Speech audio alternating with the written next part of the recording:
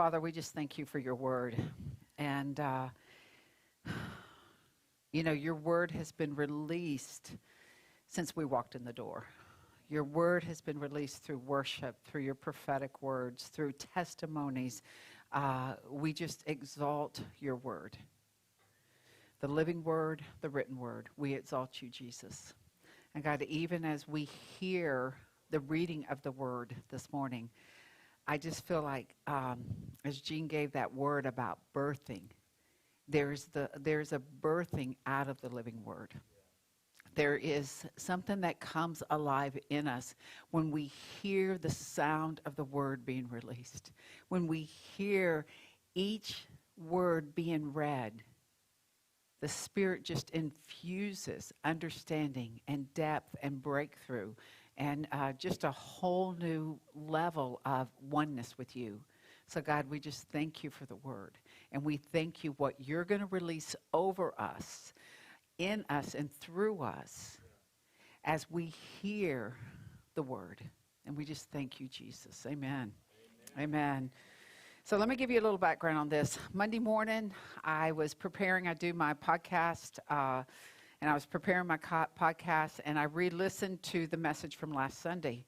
And it was like Sunday had started all over again. It was like I was there, I was back, and I even sent a couple people texts like, you have to listen to this again, because when you listen to it again, it's like Groundhog Day. We are just replaying this amazing outpouring of the Holy Spirit, and it was just amazing. And as I was sitting there, the Lord said, read 1 Kings. So I went to 1 Kings 18, and we're going to talk about that. We're going to start somewhere else. We're going to start in 1 Kings 16. And as I started to read it, and the abundance of the sound of rain is what we're going to talk about. And Gene mentioned it earlier in his prophetic word, but that's what we're going to talk about. And as I was listening, the Holy Spirit says, Matt has part of this. So I called Matt. I talked to him for a while. And so I'm going to do kind of an intro in it, and then Matt's going to close it for us, because he carries part of this word to impart and to release for us, into us, all those good us's things. And I'm very excited about it. And several times I was telling him I was driving to the park to go for a walk with my daughter yesterday morning, my granddaughter, and it's just like this word hit me about the abundance. We can hear the abundance. And so that's what we're going to talk about this morning. And so we're going to start in 1 Kings 16:33.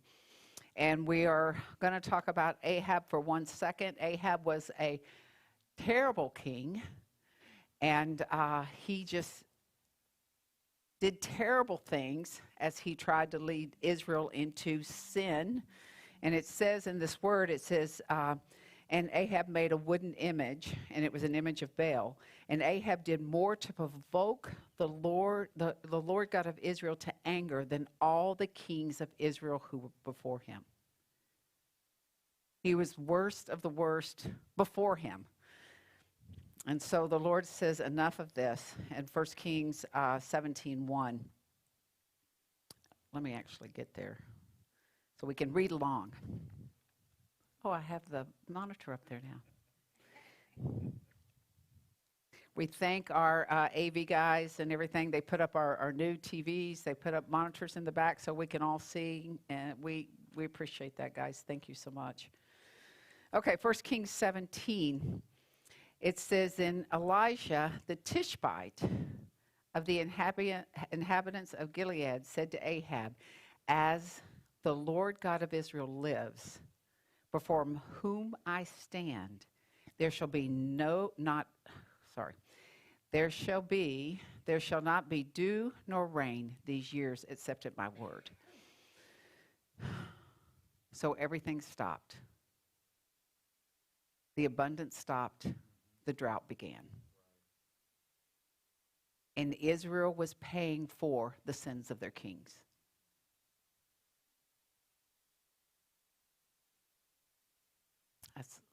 I was thinking about this as I was kind of praying and preparing for it. And as Elisha spoke that word to Ahab, he said, everything will stop except at my word, at Elijah's word. And just thinking about the power of what is in us, who is in us, that allows us to cause halt to the things that are happening before us on behalf of God. And part of this whole message is really understanding that we hear the sound of God. We hear in our spirit before anyone else can hear. We hear the sound of God. The actual word sound means any type of noise which breaks the sound waves and so enters the perception of hearing. We hear the sound of the Lord internally in order to prepare us for what is about to happen externally. We know that God is moving. We know that he's about to do something. Even as we were having the prophetic words, I'm standing there and I'm like, Chuck, ask Gene if he has something. Because I know there's words being released. God has told my spirit, he didn't say it out loud, okay, everybody, we're about to have a prophetic word, everybody pay attention. He tells us. He connects us in that deep place where the sound of heaven can be heard inside of us before we release it to the outside. That is who we are. That is the people that we are. We hear the sound of God within us. And when we hear, we turn to the sound so we know how to release it. Does that make sense?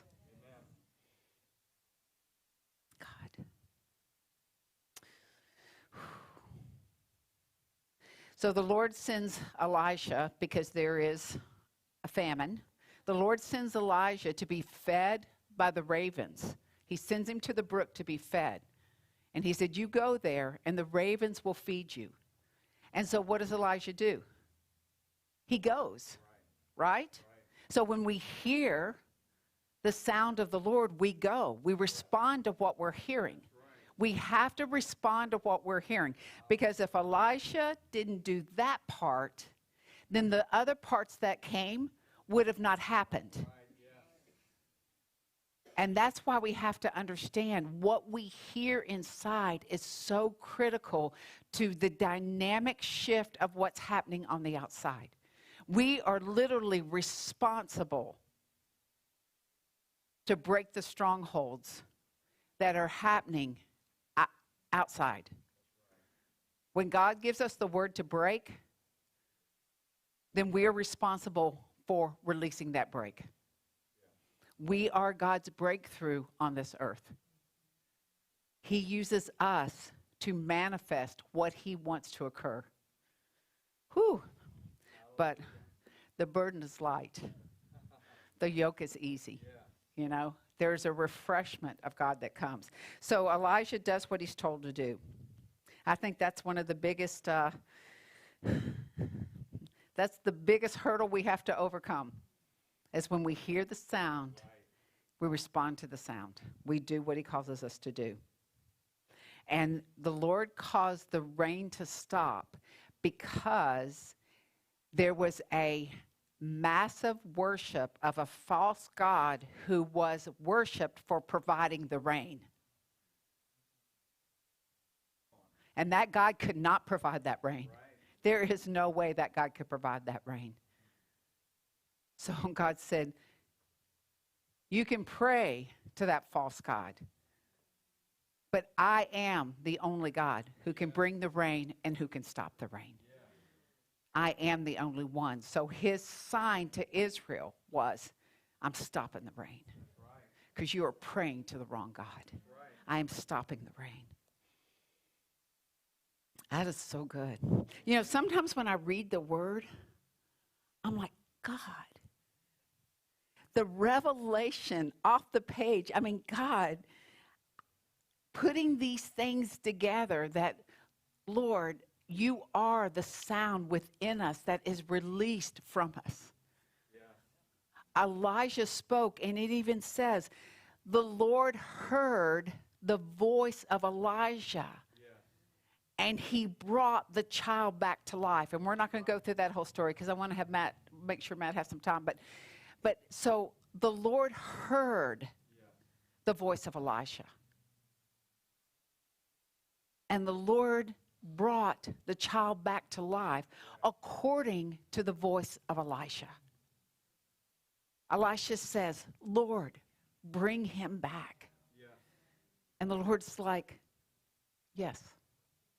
Yes.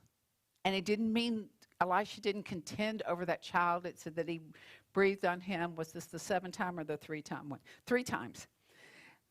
But in that contention, the Lord said yes. He said yes to the voice of Elisha. He says yes to your voice. What are you declaring? What are you calling forth? What are you releasing from what he's shown you to activate, to manifest in the present? We carry the power of the Holy Spirit. I got to have some agreement. I got to have a little bit of agreement. We rolled in the floor last week with the Holy Spirit, right? We didn't take pictures, so there's nothing other than the video online. That never goes away. But you know what? There is power in the Holy Spirit, and the Holy Spirit is what is speaking to our spirit so that we can release life over death. We can release drought against a God of rain that doesn't exist. What's that commercial? I've got the power. I've got the power. It's true. We have to own what we have. And the problem is we teeter. We teeter. We all do it. We teeter believing that we have enough power to resurrect a child from the dead, to resurrect a rain in the time of drought. We teeter because that's too big for us, which means our God's too small for us if he can't respond to the big thing that we need to have done because we're afraid he's not going to show up. Can you imagine Elisha being there with the 450 gods of Baal and saying, you guys pick the bull, so there's no partiality. You guys slaughter it. You pick yours, you slaughter it. Now you guys call on your God, and let's see the rain. Right. They had to cut themselves. They had to beat themselves up. Right. And there was no God to be found. Right. Now what if Elisha said, I'm not really sure that this is going to work out. So you guys, let me get back with you. Let me go try it by myself first, and then we'll see if God will show up for all of us. No, Elijah's like, heck no. I have rebuilt the altar. I have put the memorial stones down. And not only have I put the memorial stones down, I have slaughtered the bull, and I filled it with water. And now we're going to see who God is. Now I'm going to show you who the God is that you have turned away from. I'm going to show those 450 prophets, false prophets of Baal, who's got the power. And it is not them, because their false god did not show up. And so what happens? God falls with fire. And not only does he consume the offering, but he licks up all the water. Kevin's like, I'm trying to keep up with this, but she didn't quite go where she said she was going to go. But he licks up all the water because Elisha carried the power of the living God to release the transformation and to get rid of the false god. And let me just tell you something. Did Ahab change? No. No. We have all this. The 450 prophets are dead. Elisha thinks he's all by himself, which we'll touch on that in just a minute. But Let's go to 1 Kings 18:46. The drought was ended, and he says,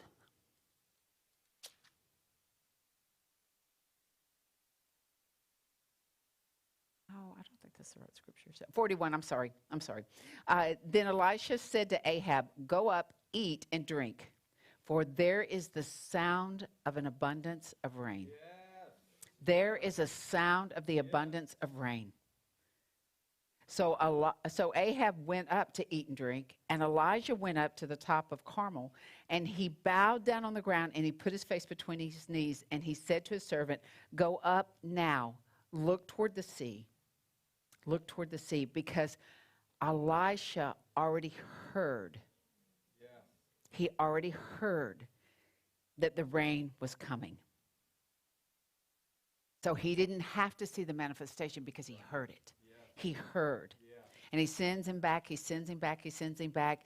And then finally, in verse 44, it says, and it came to pass the seventh time that he said, there is a cloud as small as a man's hand rising out of the sea. And he said, go up, say to Ahab, prepare your chariot and go down before the rain stops you. It was going to rain so hard, it was going to stop him. Rain so hard, it was going to stop him. But understand that Ahab, we didn't have an abundance of rain because the evil leader was removed. Right.